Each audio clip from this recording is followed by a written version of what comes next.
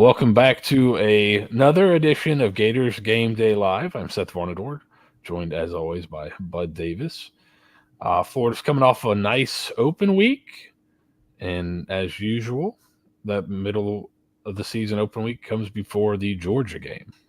So, Bud, it's the world's largest outdoor cocktail party slash redacted, not that anymore.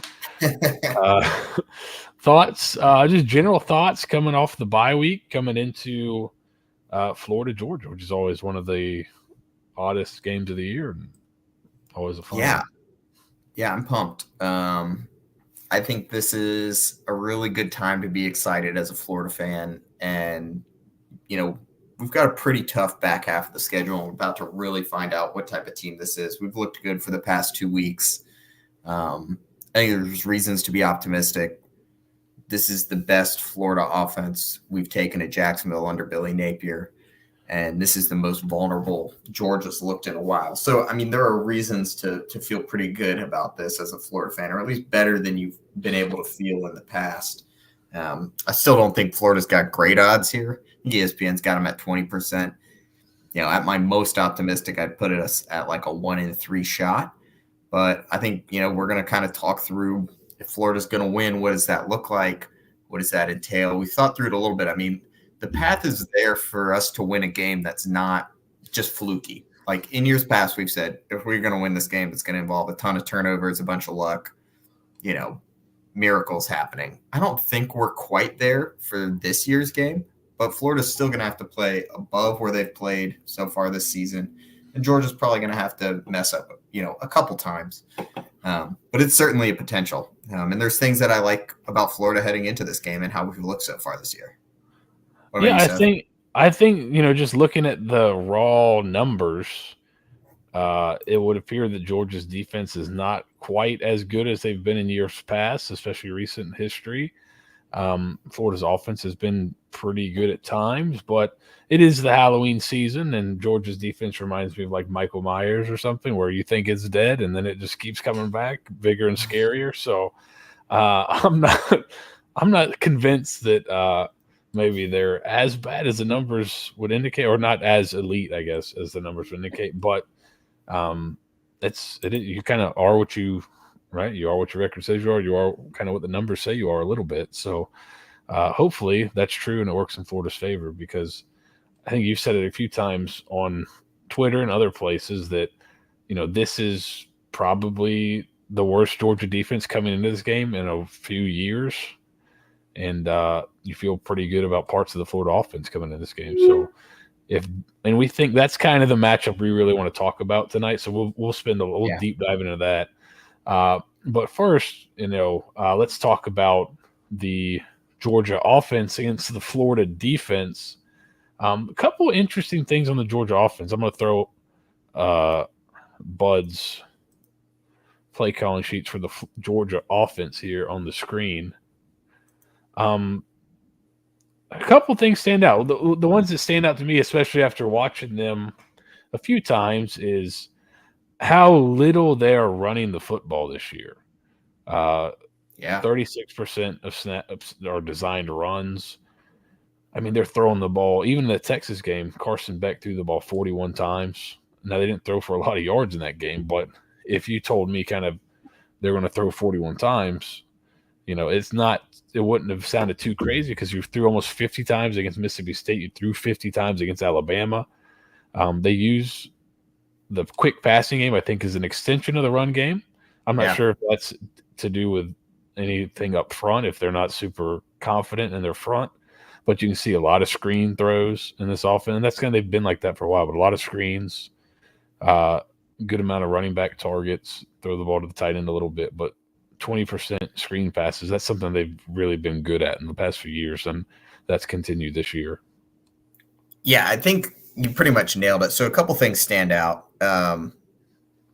Definitely the run rate being way lower than we've seen in years. They're throwing the ball a ton. So you take that and you're like, all right, they're throwing it a ton. They're not even getting 50% success rate on this. So they're not killing it. 0.17 EPA per play, that's not that great of a passing offense. And you go down and you look at the deep targets, sub 40%, 0.23 EPA per play on deep targets. That's not that great. So, like you said, this is a short passing game. Screen targets way up. Pretty good screen game.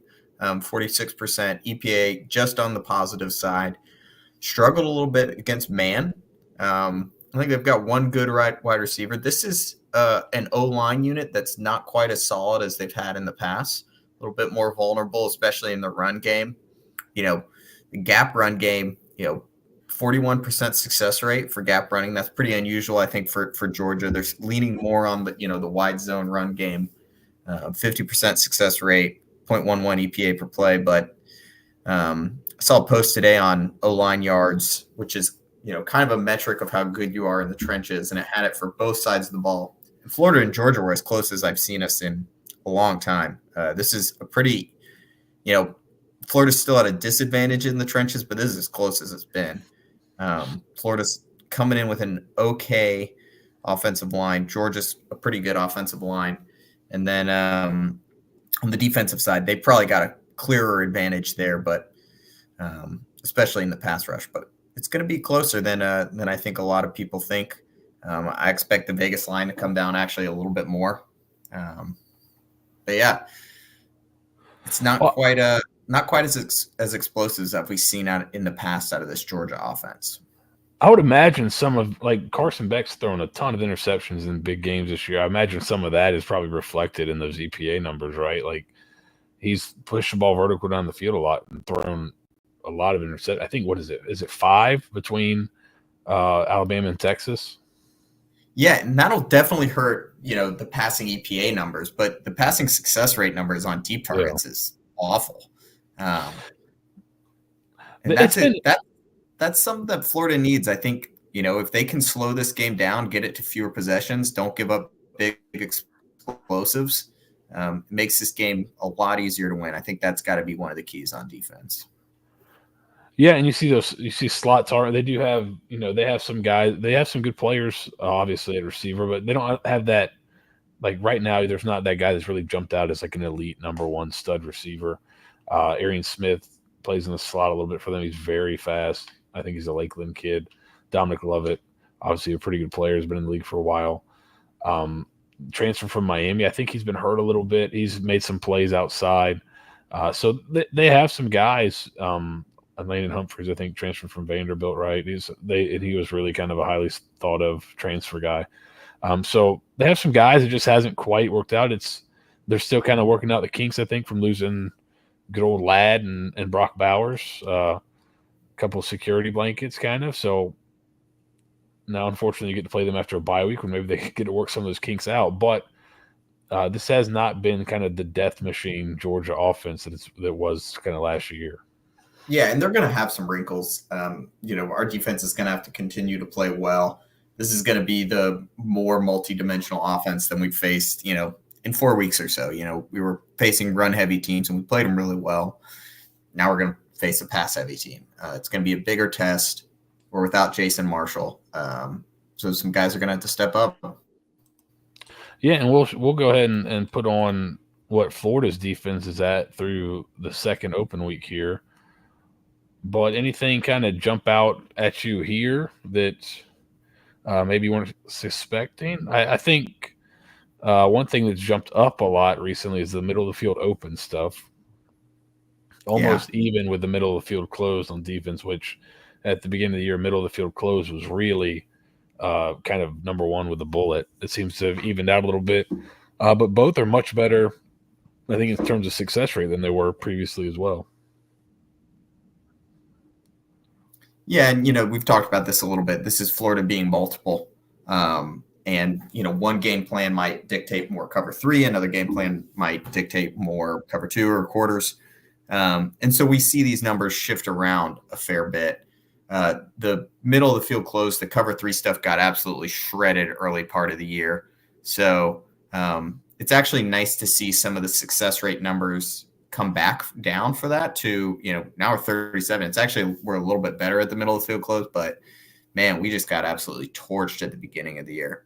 Overall, I think what jumps out to me is the passing EPA, 41% success rate, 0.03 versus pass attempts against us. That's really good. That's a pretty solid defense. We're a little bit worse against the run in terms of success rate, about the same on an EPA per play basis. That's okay. Honestly, I'd rather us be better against the pass and a little bit worse against the run. It's tough for teams to drive the field consistently just running the ball on you. And we played 3 really good running teams. And so I think that probably hurts our success rate a little bit there. But we won those games. Defense ended up getting the stops it needed to, because it is tough for teams to just run. So I think our defense has really come on. Let's see.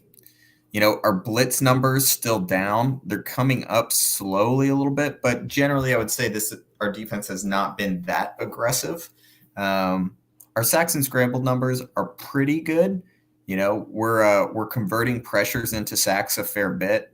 You can see the success rate on sacks and scrambles 0.18. That's generally we're achieving sacks and not many scrambles. You can base it on that number. But overall, our pressure rate and sack rate a little bit low. Blitz rate's low. Wouldn't surprise me if we blitzed a little bit, changed it up, played a little bit more aggressive.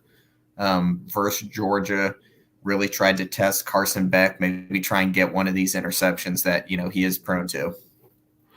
Yeah, and I think Smokey Gator asked a good question, which is going to be my question. Not he asked about ETN. Do we think he's going to have a big game? Because I'm sure, like Smokey Gator here thinks that he will be motivated. My question to you is: do you think Georgia will stick with the run against the Florida defense? That at time, if kind of the stats bear out, where if you look at these, you're more successful running the ball against the Florida defense than passing.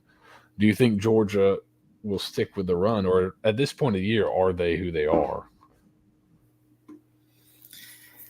I think it's going to be wherever they find success, they're going to really lean on it. I'm expecting them, like they have throughout this season, to pass more than they've run the ball. If they want to give it to Etienne, that's great, so that he can Gator chomp at us or whatever. I'm sure Kirby's going to throw salt in the wound whenever he gets a chance with Etienne, or maybe Rashada over under Jaden Rashada pass attempts. Yeah, Rashada, maybe he takes the knee at the end if they win the game. Something, it just wouldn't put it past me. He's really into this rivalry. He knows it's salt on the wound. And but at the same time, Etienne's not a perfect, well-rounded running back. He is a little bit of a liability back there in pass pro. We saw it last year in this game especially. So if they would have put him in a lot, I'm fine with that. Yeah, and I think that's going to be the big question in that matchup is, can Florida make Georgia one-dimensional like they've been for a lot of the year? And then when you do that, are you able to get pressure on Carson Beck and maybe force some interceptions, some turnovers? If you're not able to do either of those things, I think you're going to have a long night. And generally, I don't hate if we play a lot of, middle of the field open, deep safety, cover 2 quarter stuff, and really ask them to take the simple throws and drive the field, really stretch it out. It's what I think they're going to do on the other side of the ball. If it's a low possession game, I like Florida's chances a lot better than if we're hitting the over. Yeah, right. If you can keep it low possession, low point total, gives you a better chance, right? So, yeah.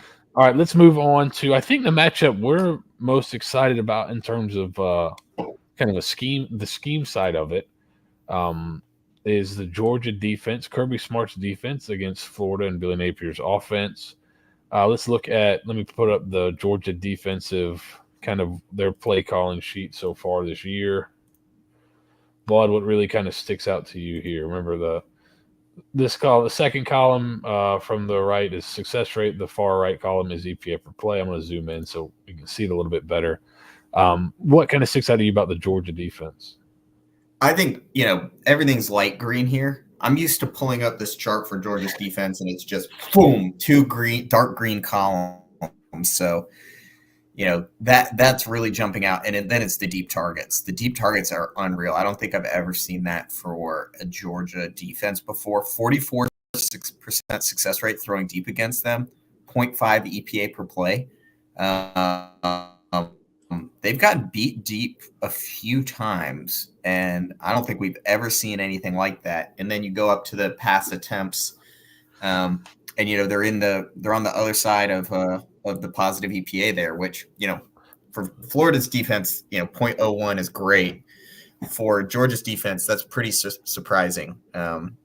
So they've got a good pass defense. It's not great. It's not killer like it's been in the past. You can see they're giving up targets at EPA to the wide receiver, the slot receiver, the tight end. They have some vulnerabilities kind of for the first time that I think we've seen. Definitely playing a little bit worse against 12, which is interesting. This is what we know Florida likes to do a little bit, is put in that 12 personnel. Georgia's going to want to stay light box, 6-man box. If we can get them to go a little bit outside their comfort zone, I think we're going to have some success. Blitz numbers are pretty high. I think in the past, when you look at Georgia teams, they get a lot of pressures without a lot of blitz. They're blitzing a lot, and the success rate against the blitz, 45%, that's pretty atypical, I think, for Georgia. They're having more success not blitzing versus blitzing. This is not your typical Georgia stat sheet. What about you, Seth? Anything? Yeah, looking back at a couple years ago, Georgia blitzed 25% of snaps, so much lower. I think the passing numbers stick out quite a bit, right? Just in terms of EPA and success rate. Teams have had some success throwing the ball. You've seen it, and this is where my question is: is this what they are, or is this a lack of focus in some of these games? Like you saw Mississippi State kind of throw the ball on them, not at will, and I don't know if the game was ever in doubt, but Mississippi State was able to move the ball through the air on them and generate some explosives. Alabama obviously generated some explosives down the field. Texas was not really able to until later in the game. That Georgia had some, and that's kind of was the performance you saw against Texas the real Georgia defense, fully more healthy and focused, or was that just a really good matchup for them? That's kind of my question, I guess, when looking at Georgia's defense. I think it was both. I think they played really well in that game, which they have the capacity to do. They have the talent to do. They have the coaching to do it. There's variance week to week. They played toward their ceiling against Texas. We watched that tape. Quinn Ewers had a bad game. No, he's a little bit of a check down Charlie, that Quinn Ewers. And we've seen that. And it was not maybe too dissimilar from it. We have some interesting. So we're about to show some kind of interesting differences in how Georgia calls a game. I think there is definitely a difference in how they call their defense when they're playing a guy that's not a real run threat and not a real threat to push the ball vertical down the field.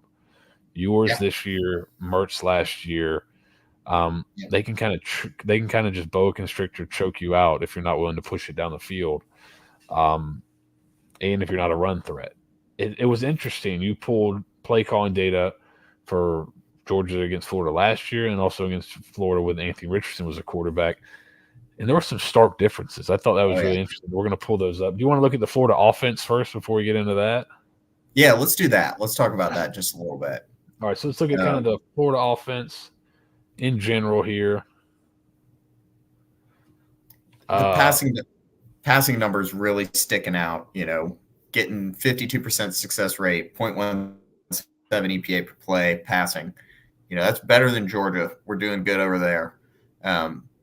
Obviously, the 12 personnel, we're using that more, finding good success there. We're seeing a lot of heavy boxes, getting teams, I think, out of their comfort zone, which is done well. Tight end targets, Hayden Hanson's been doing awesome. We've been torching middle of the field open stuff. We've done pretty good against the blitz. Teams are blitzing us a fair bit. Sacks and scrambles hasn't been great, but 40% on sacks and scrambles.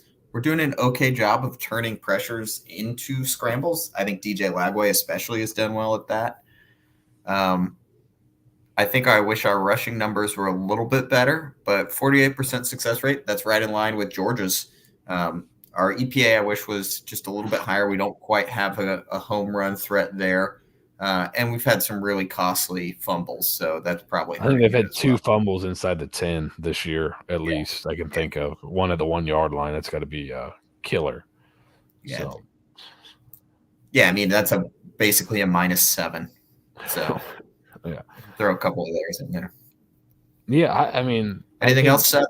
I think the ones to watch for in this game particularly, the ones you would like to be good at if you want to beat Georgia are wide targets and deep targets. So you want to be, I think, to beat this Yeah. defense, you're going to have to win one-on-ones outside. So wide targets would be in a 52% success rate and 0.18 EPA per play. And those deep targets, those 15-yard plus targets, being a 50% success rate and 0.39 EPA per play. That's where I think you want to be. If you want to be, if you could only be good at a couple things on this list, that's what you want to be good at to play with Georgia. Obviously, Yeah, snaps I and think you're scrambles exactly. being lower would be Yeah. really cool too. But I think just in terms of, and you've been pretty good against the blitz. It's just been really good against middle of the field open, which I think you might see quite a bit of. So uh, that'll be this is by far I think the more interesting matchup to me in this game, just because Yeah. This Florida's a is little unique and Georgia's really just fun to think. the Death Star, right? So let's so Florida. We talked about Florida being right. Florida does some unique stuff personnel wise. Um, their staple plays, a lot of crossing routes, a lot of flood routes, things like that. So you can play Florida maybe a little differently than you play in some other games. So do we want to look at last year's game, or do we want to look at let's look at last year's game first, then we can go into the 22 game because I think it'll you may get more of that flavor, right? So let's look Yeah, I at think I like that. Let's do last year, and then 22 is kind of what we expect this game to look like, probably. yeah. So let's look at so this is last year's Georgia defensive play calling sheet against Florida. Pretty good day for them, you can see. Yeah. But what kind of jumps out to you here, bud? Yeah, the Saxon scrambles, they just ate our lunch, didn't give up a single scramble, converted every one of these pressures into a sack. We lost almost 2.5 points just on sacks, which is brutal. But that's kind of the story there. And then you go down, and the blitz number is plus 11%, and they were blitzing almost 40% of the time. So 4 out of 10 snaps, they were bringing 5 or more. And they just really came after Mertz. The run game, I think, is a little bit better than I remember it being. And then we go back and watch the tape, and I did have a few good runs, but we were just so far in the hole that it didn't make sense. They knew we were going to pass it. They came after the QB. They sacked the QB a lot. We had no successful deep targets last year, which is wild.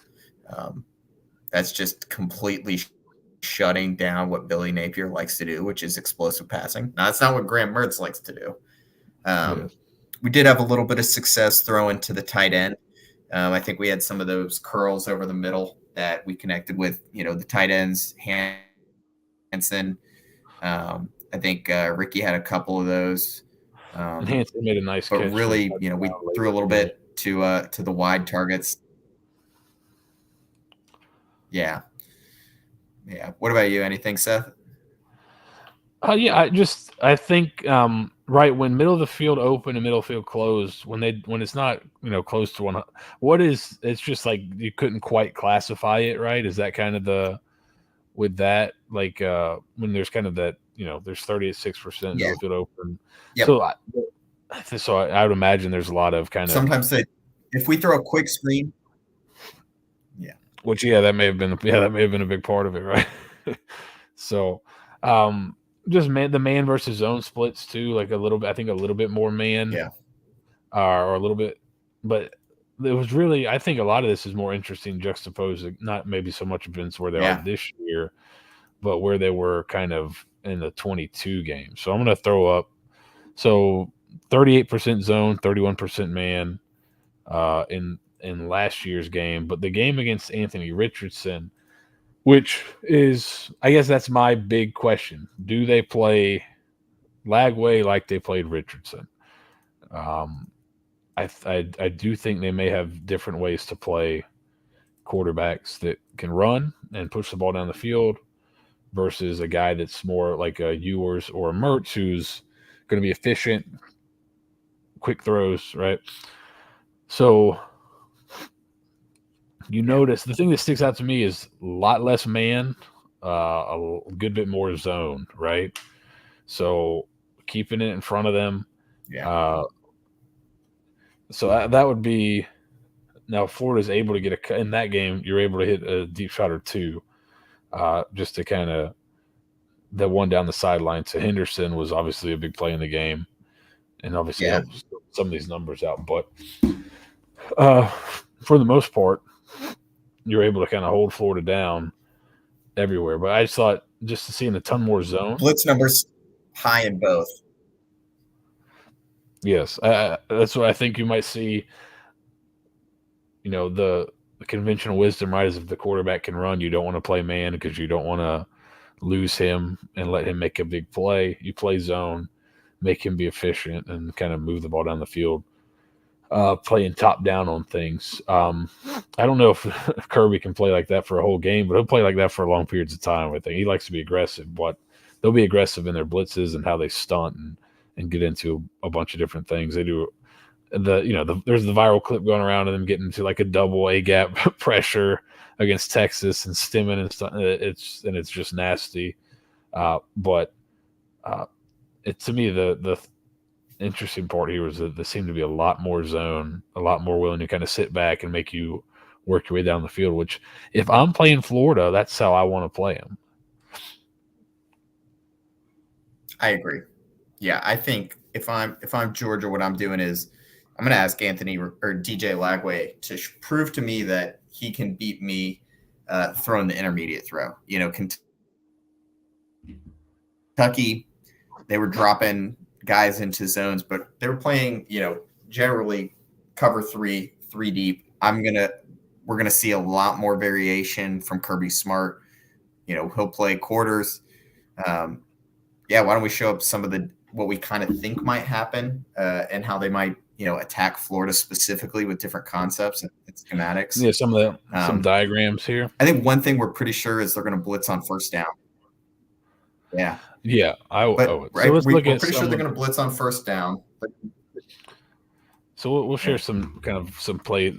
So this is cover 3 buzz week, but it's good, right? If I can show too high and then bring the safety down, it can help me, get to crossers, and then I can get in the middle of the field here, play deep thirds here with my corners. So, are they going to show too high? I would think we'll see some too high, and then at the snap, safety rotates down, other safety rotates middle of the field, right? So trying to take away the crossers, because to me, if I'm playing Florida, I want to kill the crossers because I can kill the boot play, I can kill wide cross, I can kill a lot of the floods, some of the flood stuff too. Now they have some counters for that, but that's where I'd start if I'm trying to kill the Florida passing game, right? So one way to do that, yes. So cover 3 buzz is the safety on the weak side. Cover 3 buzz weak is the safety on the weak side. It's a $sign here. He's coming up, but he's actually playing the deep wide cross, right? He's not playing the hook. He's not. Yeah, so you'll play. I think you'll drop him down inside. You can play curl flat. You can play hook curl, and so when the crosser comes, he can kind of play with that. So some of that, I think we'll see a good bit of this one. We saw some of it last year as well. Is you see some kind of some non-traditional Tampa 2 stuffs. Here's a little diagram from Match Quarters. Great follow on Twitter and on Substack, Match Quarters. So you'll see sometimes where it looks like a cover 3 look, 3 deep, and then the middle safety is actually going to be playing down. So he can kind of rob crossers and you still have 2 over the top. It's just too Tampa. How teams used to run it, right, is Derek Brooks would be right here, the middle linebacker. He'd turn and they'd call it running the pole, running the pipe. He'd run down the middle because, right, everybody that plays cover 2, just traditional old cover 2, everyone throw the post into the right. You can get 2 guys vertical here, run the post down the middle. You got 3 on 2 in the back end, right? So how do teams start? Messing with that? You get a fast linebacker like Derek Brooks that can drop back and run with these post guys. Now teams are starting to do it. They're showing 1 high safety looks, and then they're rolling the safety down to play top down on everything, and then you have the corners playing deep half, right? And we've got some examples of that on film here in a second. But match quarters again, great And follow up, we think Coach A. Kentucky kind of tried to do this a little bit on us. Yeah, Maybe not exactly like this, but I think we burned them a couple times on a Tampa 2 look. yeah, And so we've kind of seen teams play us like this before, and we do have answers for it as well. yeah. I think one of them was on. I think it may have been the deep over to Wilson to start the game was on a look like that where, like last year against Kentucky, Florida ran the tight end over the ball, safety the pipe guy kind of drilled down on the tight end. Last year was interception. If you remember that one, that kind of Boardingham kind of went through his hands, was popped up in the air, interception. He drilled down, the corner drills down, and now Wilson gets over the top. So there are if you're going to be aggressive on the back end, there are some answers you can have to that. And then another one that can be used to kind of deal with some crossers is playing what this is called poach, but there's a bunch of different names for kind of this kind of coverage. What you do a lot is you'll play on the backside, you'll play the single receiver man to man. You show a too high safety look. You'll play the single receiver man to man, and you'll allow the safety, the weak safety, to kind of look for three coming across. We called it triangle. There's a bunch of different names for it, but basically, man out here on the single, and then this safety, instead of kind of bracketing the single receiver side, is going to look and work to the three receiver side there. So he can kind of poach on anything coming across. So it looks like, the safety's getting depth, try to fit this one in there, and he can come over and take it, right? So there's a lot of different ways to, and this all can be done out of a too high, and that's a tough thing, right? So for DJ Lagway, these can be single high coverages that are run out of a too high presentation, or too high coverages running out of a single high presentation, and you've got to really know where your guys are going post snap. And Georgia likes to move a ton post snap, not only in the back end but up front too. So that's what makes them so difficult. They're really well coached. They move a lot up front and in the back end, and they've got physical freaks that can really overwhelm you with athleticism, right? So they are a tough matchup. So we think in the back end. Yeah, we think in the back end they're going to have a lot of deception. They're going to be multiple, right? We showed you cover 3, cover 2. I think even poach, you can come out of quarters, right? And then on the front end, we expect, I think we're going to get that double A gap, the cross dog blitz, where they send both middle linebackers to the opposite sides of the A gap. Yes. It wouldn't surprise me if we go formation to the boundary and they blitz from that strong side, from the boundary side, get that pressure quick, and kind of lock that up. I think those are two that I'm really expecting. Yeah, and that's always a tough thing about going formation in the boundary. It can get you some good stuff, but it can also get any condensed set can get, especially against a team like Georgia, guys flying off the edge. Do you want to go to the film, or you want to go to the passing vulnerability analysis, which is disheartening in some spots, but also really cool stuff? Yeah, let's do those charts. Make people bear with us for just a couple more minutes, only a couple more charts, and then we can actually watch the games.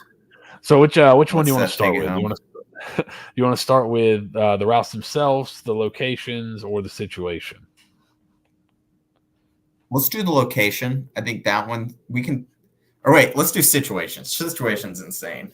I think this is, and we talked about blitzing, and then I think you've even mentioned blitzing on early downs. Why might you want to do that if you're Georgia? Well, that probably gets you, if you get home, that gets a team in a 3rd and long. Is Georgia really good in 3rd and long? Oh, wait. Yeah, this is unbelievable. Yeah, so I like this chart kind of broke my brains when I saw pass attempts on 1st and 10. Georgia's a little bit behind P5. They're the red bar. This is their median for the past 3 years. And then there's kind of this slow decrease to 2nd and long. 2nd and short, it's coming about even. If you're not in 2nd down, 2nd down and you're throwing the ball, 3rd down you're throwing the ball, you're basically losing. It's pretty crazy. This 3rd and long number is just how good Georgia is. If they know you've got to throw it and you're going to take 2.5 seconds and they know where the sticks are, you're smoked. That's pretty crazy. I've never seen anything like that. So Florida's got to be efficient on early downs. This can't be, we get a false start on 1st down. Stuff like that's gonna really kill us. We take a sack on 1st down, because I think this is where Billy kind of struggles is, we have an incompletion on 1st down. We're gonna run the ball on 2nd down, or we're gonna throw an efficient passing concept and try and get in a 3rd and manageable. And I think we've got to be shot to stay in this one. Yeah, the only 3rd down you really want to be in is 3rd and really short. So Yeah, which is interesting against kind of a really aggressive defense. So yeah, the 1st down, obviously key in every game, really key here, because over the last 3 years, if the Georgia defense has you in 3rd and long, you are going to be in for a long night, which I think is obviously probably not Florida's strong suit, is just sitting back and pass protecting against what Georgia's going to be bringing on the defensive front, right? So, but you can see 2nd and 10 is still positive EPA, so if you're doing pass, you're still positive EPA. Those are good shots. And really the difference between 3rd and 10 and 3rd and 4 or 3rd and 5, where you try and get some of those yards back to make it easier, you're still way in the red there. Yeah. It's not worth it against Georgia. All right. So where do you want to go next? Obviously, situationally, throw early, throw often. Where do you want to go next? Let's go position, location, route, and kind of just walk through those, because I think route's probably the most interesting, especially as we step into the film and start talking about what concepts work against Georgia and why do they work. All right, so let's go position. Yeah. So generally they're good against everybody. That's the short answer. They're a little bit worse against the widest receiver or those widest out receivers. They've usually got a good plan for how to handle slot receivers and tight ends and running back.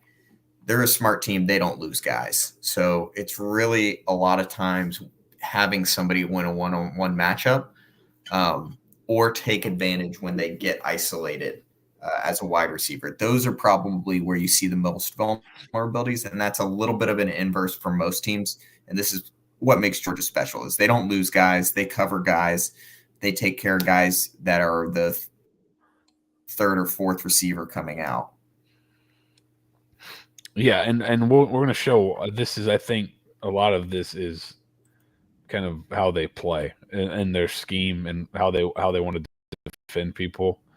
That if you're playing, some too high looks and you're playing a lot of man on the outside and then working kind of bracketing people inside, or playing different quarters looks, or different match coverages, then yeah, the easiest opportunity will be to win the one-on-one, right? But when you recruit a lot of really good players, yeah, it's easier said than done, right? So next up, location.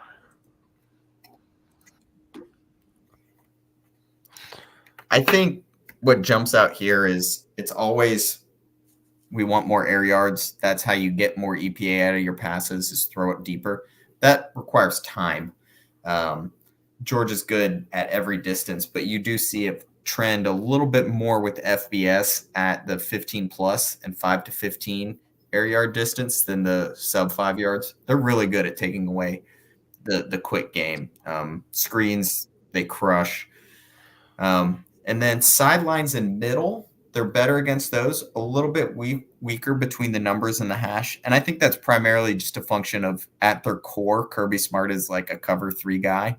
And that's what they want to do, and that's what they do best. And they're just a little bit weaker there. But we'll kind of show they tend to see when seams are coming. So it's not like you can just run a seam between the numbers and the hash just a little bit on the outside. They'll eat you up there. So there's not many vulnerabilities, but throw deep when you can. Yeah, and it seems like this year, especially, that's a little bit more vulnerable in these locations possibly than years past. Yeah. And then the route is interesting because we talked about, this defense, you're going to get a lot of one-on-ones outside, and it certainly seems like those are the more efficient routes against this, and there's some that are just absolutely hammered. It's crazy. I think from a Florida perspective, what jumps out is how good they are against the drag routes and the deep crossers. Those are routes that are in Florida's bread and butter in our playbook, and Georgia's really good against those. The seam is incredible how well they play that. Same with the back shoulder fade. They just completely shut those down. Having the dig stand out a little bit makes sense, I think, and we'll kind of talk about how they play and why we really like the dig route against UGA. I think it pops on film.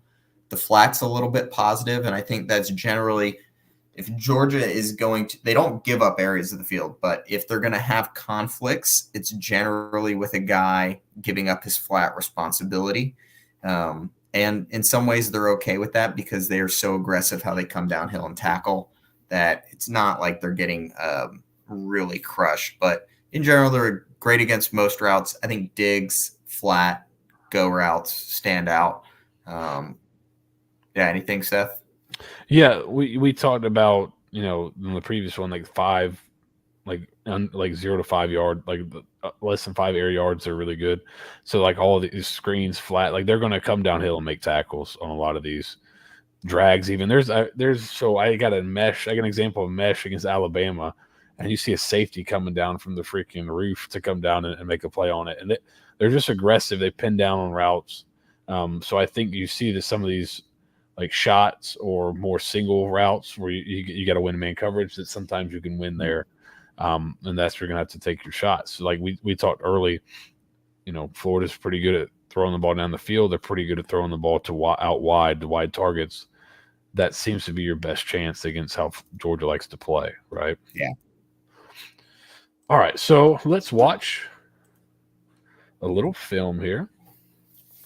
We've got a little bit of, I thought it would be, despite what they may say on the Paul Feinbaum show, I think Kalen DeBoer is a pretty good offensive coach. So I thought it would be fun to see what his plan was against his Georgia defense this year. Just a few things he did, a few things Georgia did against them. And then what Georgia's done against Florida in the past a little bit. And then what Florida's tried to call against Georgia. And just think about that through kind of the lens of the play calling sheets we looked at earlier. But all right, so here's a little Georgia against Alabama. This is a pretty good example of right here. I'm going to play man here. And now it's a too high safety look, but he's not going to help over the top.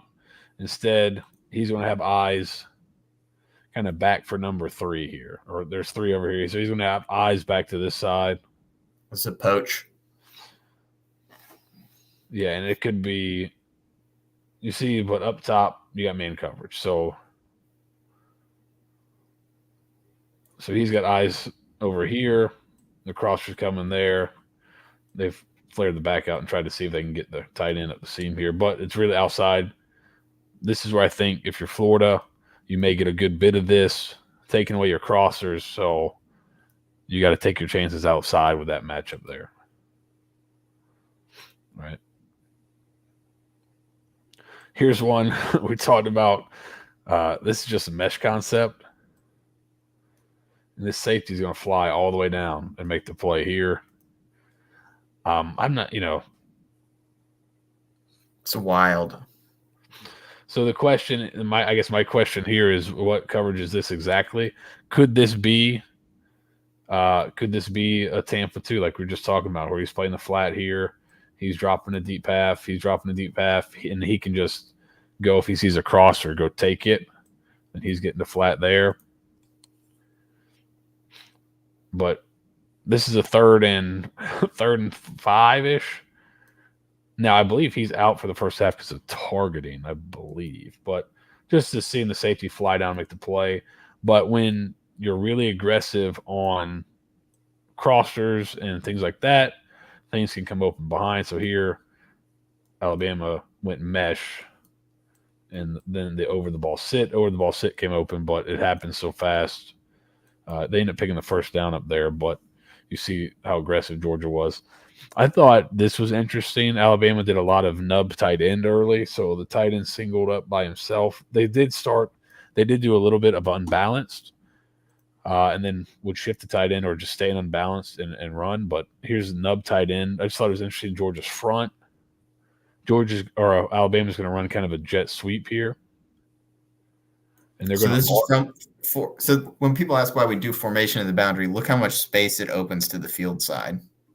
And this is what, if you remember last year's SEC championship game, Georgia put formation in the boundary a ton against Alabama because they know how difficult it is to deal with. So, and Saban got out of it, went to a 4-down front because how they align sometimes you get a lot of times they want the jack or Florida's who's playing jack this year? Is Pyburn the jack? I don't like last year is Princely. And then so that guy's into the boundary a lot. Well, he's also typically the weak side player, so sometimes you'll get him to the field, and now he's got to drop into a lot of coverage.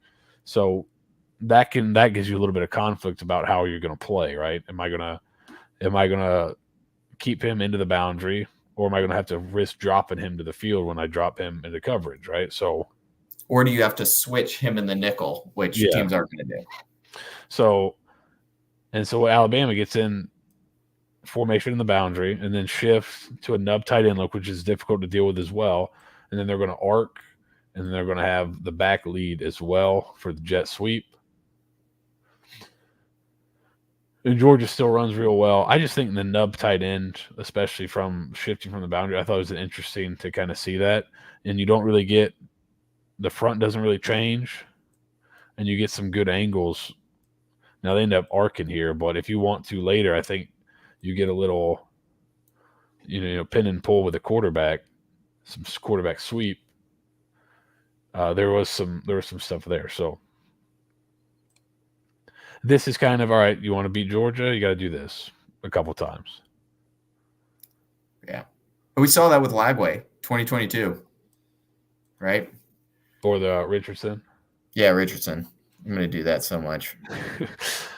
Yeah, right. So this guy, he doesn't just open and get over the top.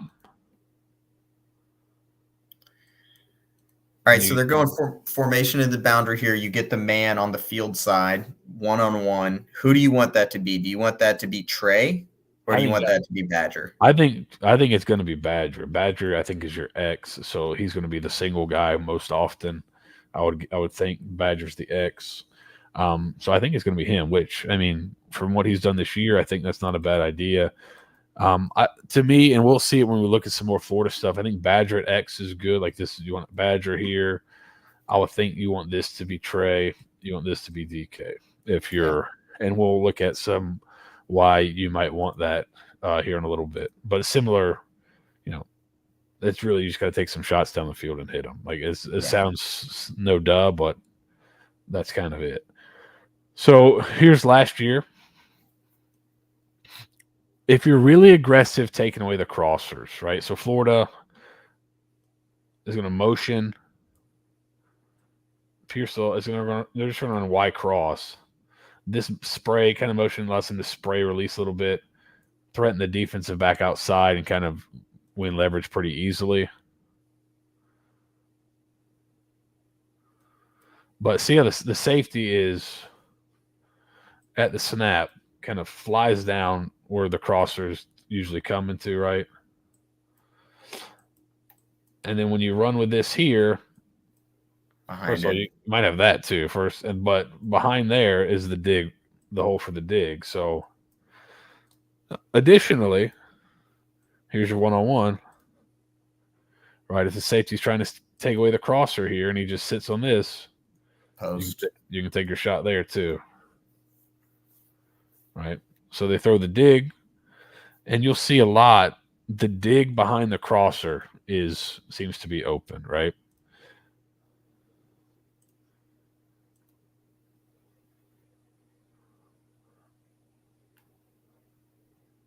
Florida motion a ton.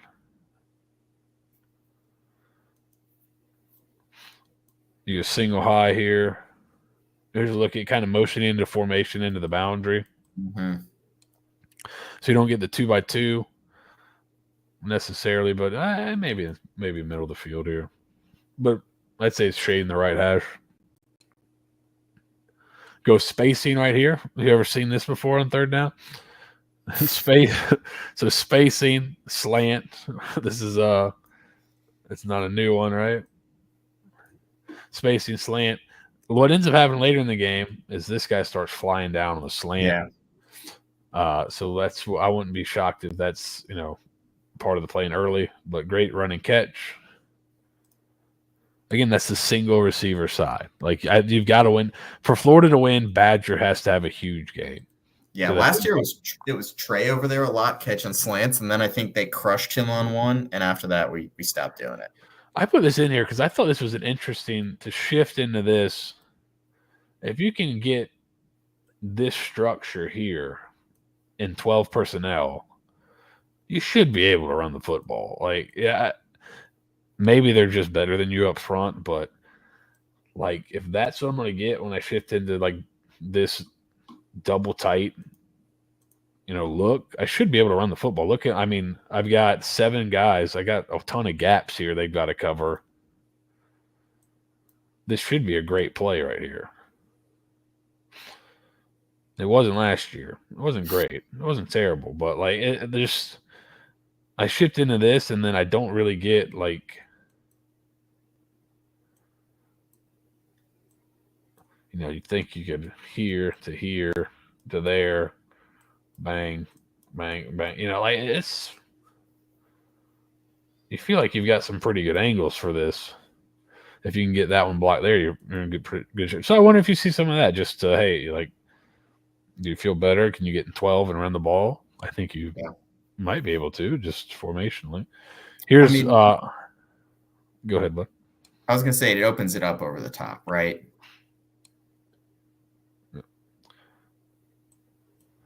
So then if you want to, right, so if I don't want to poach, if I want to just bracket one here, you still have the crosser, which now who's going to take the crosser? Is the safety going to come take that? Because then again, you get the dig behind it. Or, if this thing clears out of here, you'd have the space to throw the crosser. This is one. I think the big question is, again, like we can all look back here, but look here. If they can't do it up here, then a lot of this stuff is moot, right? Yep. But if you can do it up here, and they're going to run with crossers, then there's the dig again behind it, right? So that's why I think you want this to be Badger.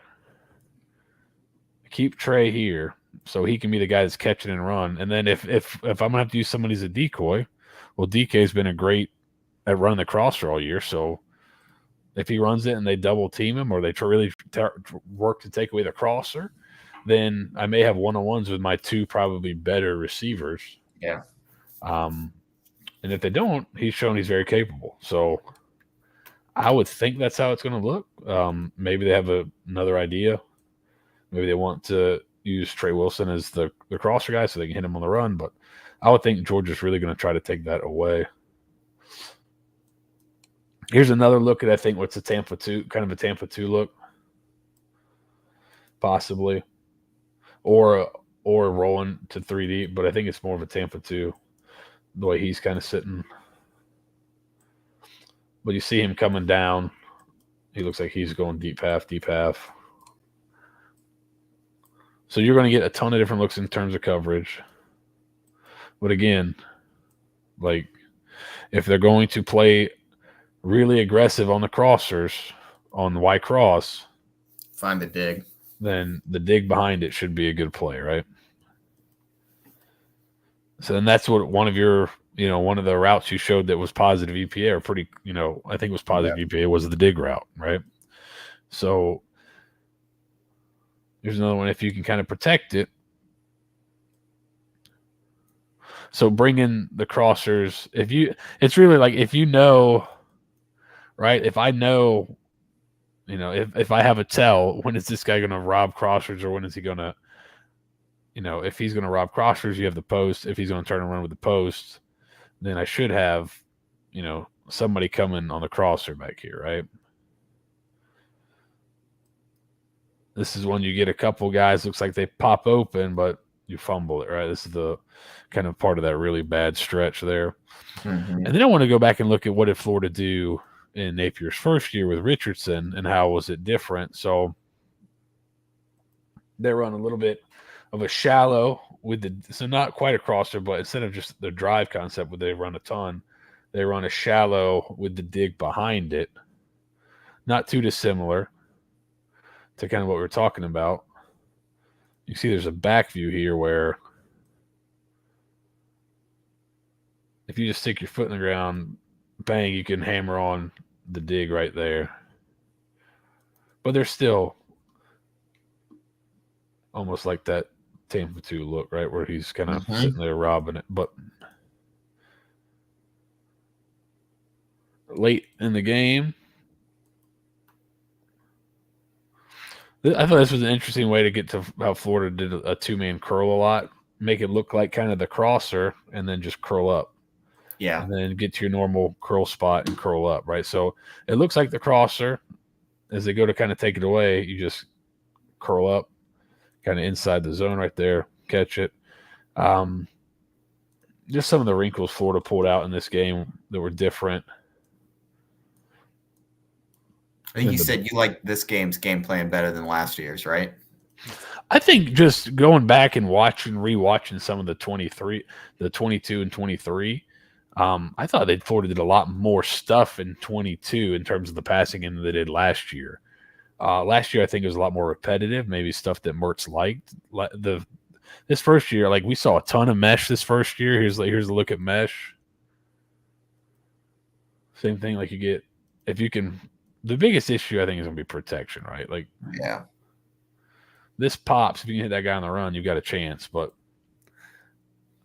Florida did a lot of interest, like a lot of different stuff in the passing game. We've seen this one, right? This is the one touchdown. Graham Mertz's last pass as a Gator was off this concept. And so I think we saw that there was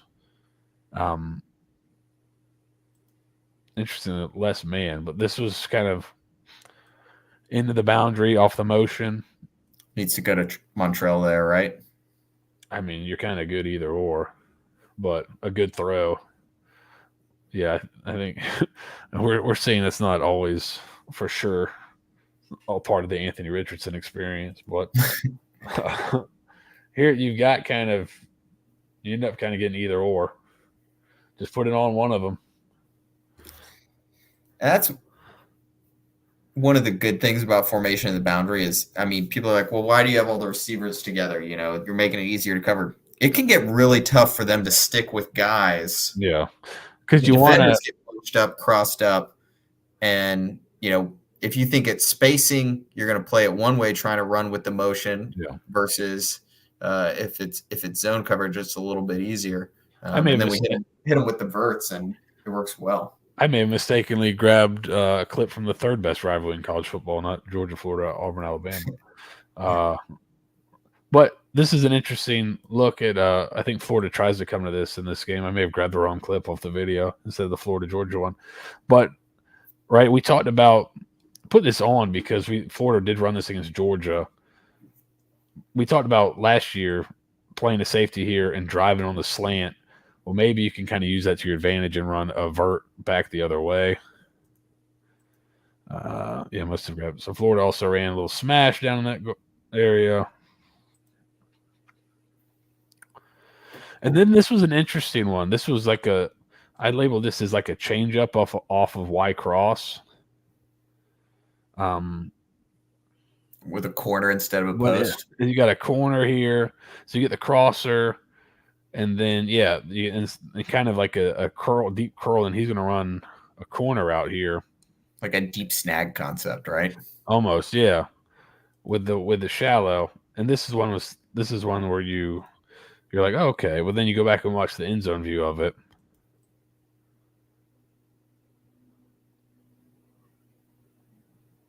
The dig kind of jumps here, and then you get eating up the safety there, and the corner out popping. Now again, protection. If you can protect it and throw it with a little anticipation, there it is, right there. So they've done some interesting stuff, but a lot of it is like, can you protect it? And this is where Georgia's D-line being the weakest that it's been and Florida's O-line being the best that it's been in this game since Napier got here, I think really makes this the most interesting matchup that we've seen. Yes, I agree. I think, and then this is one where you start running enough dig that this one's, so they run enough dig where the safety starts to jump it. Now you got dig and go, which they tried. Again, protection, and it's wide open if you could just protect it. So, and this is the one that gets thrown up for and gets no pass interference somehow, right? So, yeah. And then this was a nice little hole shot here off of an RPO. So, yeah. What do we have here? Oh, I think this is another good example of kind of maybe a Tampa 2 look from last year. So who's going to be who are the two deep, right? So right now it looks like might be cover 3. Could be cover 1, and then at the snap, middle safety rolls down. Other two play deep half, and you really run the Tampa 2, which if Mertz doesn't get hit here and tries to fit this corner in, which I think he might have, it might have got picked. It would have had to be a really good throw there. So, yeah, George. You see the DB put his hands up. He wanted that one. So I think that's the most fun. That side of the ball is an interesting matchup because Florida, while not being like crazy innovative, does some different things and has some different things, I think, as their base stuff than a lot of people with all the crossers and all the motion and that kind of stuff. So what does Georgia want to take away? I think if you're Florida, obviously first, if you can run the football in this game, that's a big help. But like you said, it may be helpful to kind of buck trends and throw early and maybe get yourself in some spots where would you be better off running against the Georgia defense in third and longs than throwing? Ooh, I don't know. I think maybe keep taking shots. I think you got to keep taking shots. The all shots offense. This is what Billy Napier's been working for his whole career. This is where it stinks that we're so bad at screens. Yes, that would be nice. That's been one of my biggest pet peeves is, man, a really good screen game would be so nice, so helpful. You got some guys that could do it. They just have not, for the entire time, have not been able to put a screen game together for whatever reason. So let's see. They had a cool one last year, I think, against UGA, where we did a 2-back set with Wilson in the backfield. Yeah, with Wilson in the backfield and had Montrell going out towards the field with the other receivers, and then Wilson kind of snuck toward the boundary. Billy has had some nice wrinkles in this game. Yeah. So I think he knows, like, I've got to bring something against this defense. So maybe not the reverse they tried last year. Maybe leave that one in the bag. His trick plays can be bad. It's just the trick plays are snake bit. Here's a trick play. Just throw 3 bombs in a row to Badger. There you go. Yeah. I mean, you do it enough, the safety starts sticking with Badger. The Y cross opens up a little bit. All right, bud. Let's see where's the line at on this lovely Monday night. Let's see where Florida, Georgia is at.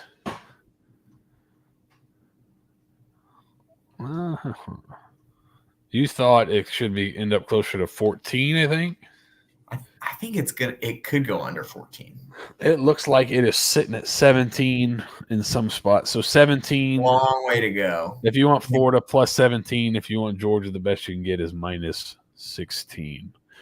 Let's see what the old total is. Total of 52 and a 52 or 52 and a half. Looks like it's starting to move down a little bit. Yeah, that doesn't surprise me. I think when I was thinking about this, so my gut is Florida wins this game. Oh, bud, my gut is they don't.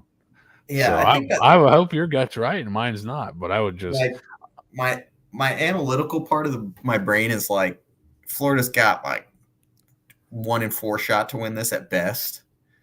Maybe 1 in 3 if I really squint. But then I'm like, yeah, I kind of feel like we're going to win this one. That's part of the fun of college football is getting that feeling and being able to enjoy it the week before a big game. Especially when we break down the tape and the numbers, and there really are some things to be optimistic about. Kirby Smart's defense is a lot more vulnerable when he doesn't have the defensive line that he's had in the past. No. Florida doesn't have as bad as an O-line. Kind of looked on film. There's a lot of stuff there. And then I think I look at Florida's passing offense this year. I think we see as many wrinkles this year as we've seen since Billy got here. I think this is as complex as it's looked. It's rolling pretty good. I think Florida could win this something like 21-19, a weird score like that where, they might win on the stat sheet and the win expectancy, but if we can make the most of our drives and opportunities, maybe we convert 3 touchdowns and hold them to field goals a fair bit. Get a weird score. Implied score is 35-17 at the total with the spread. So that makes sense. I mean, that's looking, but yeah. Well, bud, I don't want to rain. What's your score? Where are you at? Yeah, I would be closer to the implied score of like a 35-17. I don't. When it was 21 I think it was like 21 on the look ahead. I thought that was a little too high. 17, I don't know. It feels right. I don't know. I'm Georgia's the boogeyman at this point, right? Like to me, they have such the benefit of the doubt in my mind with their coaching staff and their talent that I'm willing to overlook them sleepwalking through some games earlier this year. Kirby does not sleepwalk through the Florida game, so. No. If that was the issue, I don't think focus will be an issue. And after a bye week, they should be healthier. That worries me quite a bit. Going up against a young quarterback, Kirby's and Schumann are really, really good. So that scares me a little bit. It is all going to be on DJ. I mean, identify and the O-line. It's got to start from blitzes, like identifying the blitzes that are going to come on early downs. And making them pay, whether that's a curl behind it, but being able to identify it, evade it, find where the hole opened up. But I think I agree. Statistically, this is the closest it's been in probably since 20? Yeah. So this would probably be Florida's best chance, but you're just going to have to get like, hey, DJ Lagway's super special, and he played super special. And I think really like if Elijah Badger plays really well. So if you look up and Elijah Badger has a couple touchdowns and over 100 yards receiving, or even just over 100 yards receiving, Florida's probably been able to move the ball a little bit. And they're in it. If Badger has a bad game, I think it could be – I think he might really be kind of the guy to look for, especially if like you think we might get some formation stuff into the boundary where you can really give him a lot of space and let him go to work. So if he can win that matchup, then I think you've got a great chance. If he can't, it's going to be tough because that's where you got to make your hay is outside on these Georgia defensive backs. That's kind of where when you can throw the ball on the field, that's kind of where it happens. It doesn't typically happen down the middle of the field because they do a really good job moving safeties, linebackers, all kinds of guys all over the place. So yeah, and I think we the formation of the boundary stuff we keep mentioning. We've been kind of talking about it on our little text group, this week. It seems like every week we add something new to that package, right? We draw it out a little bit more. I think, last week we saw kind of an RPO look with a zone read and then a little RPO bubble screen over to that side. I'll be curious what it is this week and if we've been building out towards that, because we saw Alabama really lean on it against Kirby. And so maybe it's something that, these coaches really think, hey, this is a way to make his defense a little bit more predictable, to even my odds of like where he out athletes me. I can give myself a one-on-one that I feel good about. yeah. I can motion, Yeah, there's certain things like that. Formation the boundary, empty, which I think Alabama empty, got in yeah. a little bit. Empty, even some bunch stuff or bunch empty, where the checks are a little bit more limited and you maybe feel like, okay, I got a better read on what they're going to do.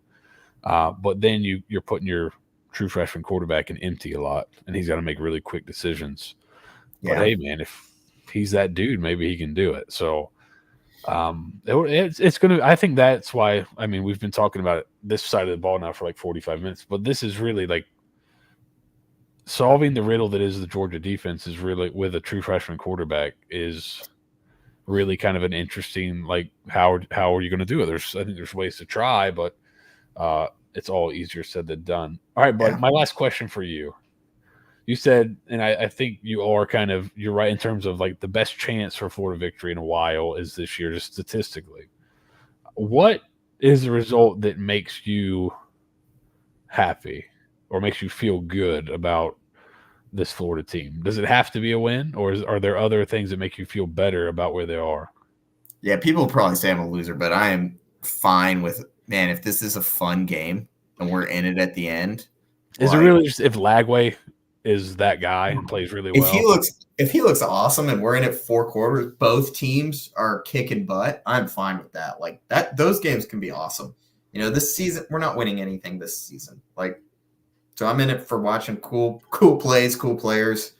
Like, it'd be great if we win. That's obviously what I really want. But I can be happy with a fun loss. I don't want that. I could definitely see that happening, especially, Billy Napier, that Tennessee game, right? That's one that it's like, holy hell. That on paper was a fun loss, but watching the game, it was not very fun. Yeah, I wasn't in a fun mood, Well, or maybe I was. I don't know. Here, I guess I lied. This is my real last question. If Florida's somehow able to pull the upset, and let's say they beat Georgia, and then they don't win again until they beat Georgia and Florida State, make a bowl game. Is that enough for Billy Napier to keep his job? I think you need LSU in there too. I think you need, or some people say Ole Miss. I think Ole Miss is a tougher test, but get one more. It's tough. I like the young guys a lot, and I was talking to this a little bit on Twitter. If Billy Napier gets fired, we're going to lose probably 40% of our eligible roster heading into next year. Like Alabama, 40 guys in the portal, Texas A&M 33. That's just kind of how coaching changes go now. And I really like our young guys, and I don't want that to happen. I don't know if that's a good enough reason to keep Billy Napier.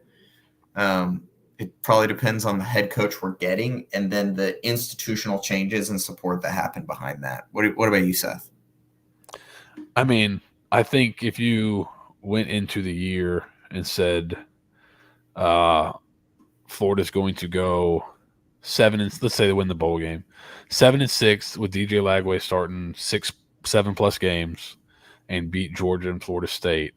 Most people take everyone would be like, "Let's go!" Yeah, maybe not extend, right. But nobody's upset about it, right? Yeah, 100%. So I think 100%. it would be an interesting conundrum because I do think there's probably some thought that like, hey, he's shown enough to know that he's not that guy. Like it's the odds are of him becoming that guy seem pretty slim at this point. But like I said, if you said before the season, hey, you're gonna DJ Lagway's gonna start, what's he gonna end up starting? 6, 7 games? How many? Yeah. 1, 2, 3, 4, 5, 6, 7. Yeah, 7, maybe 8 with a bowl game somewhere in there. 7, 8 games, and that you win a bowl game, beating Georgia and Florida State. Everyone before the season would have said, "Let's do it." So it'll be interesting to see how they get there. They got to win this one first to make that conversation interesting, and I think it's going to be quite a difficult one. But their plan and how they play this out should be a lot of fun to watch. We'll see if they can be creative and kind of take advantage of some of Georgia's shortcomings, which there usually aren't very many. So yeah, I think 2 things to watch for. I think the take-home message is on the Y cross, are we hitting the digs behind it? And when we're getting that formation and the boundary stuff, can we kind of get them to opposite foot where they got their nickel and where they got their defensive end, and take advantage of that, running at one, passing versus the other. Those are kind of the 2 main things I'm watching. And can you win and if you do get some formation on your stuff, are you putting Badger in a ton of space one-on-one? Can you win a couple of those? That's how I think you got to move the ball. Then other side of the ball, right? Can you turn over Carson Beck and then make Georgia settle for field goals in the red zone? If you do that, that's your recipe to win, I think. So, yep. All right, bud. We'll be back at halftime. Hopefully, enjoyable halftime. The last few have not been very fun in terms of this series, but